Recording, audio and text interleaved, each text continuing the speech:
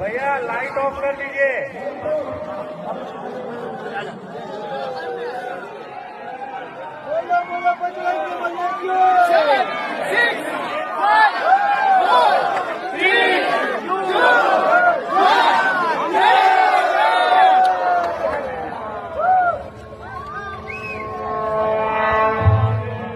సర్వ మానవాళికి రక్షకుడు, మనకు కొండంత అండగా నిలిచేవాడు, మనసులో తలచిన వెంటనే గుండెల నిండా ధైర్యాన్ని నింపగలిగే మహాయోధుడు, అభయహస్తంతో ఎల్లవేళలా మనల్ని కాపాడే ఆ పవనపుత్రుడి ఇప్పుడు మనసారా స్తుతించుకుంటూ శ్రీ పంచముఖ ఆంజనేయ స్వామిగా అవతారమెత్తిన కథ దృశ్య రూపంలో తిలకిద్దాం రండి.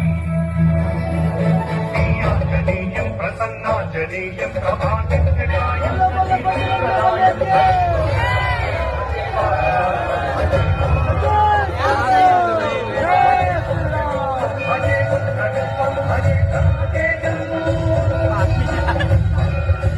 అది రామాయణ మహాయుద్ధం.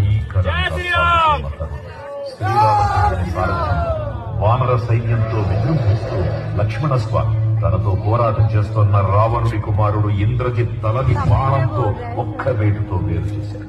ఇంద్రజిత్ మరణ వార్త విన్న రావణుడు ఆవేశంతో ఊగిపోయాడు. ప్రతీకారం కోసం పాతాళ లోకాధిపతి తన సోదరుడు అయినటువంటి మహిరావణుడి సహకారం కోరాడు.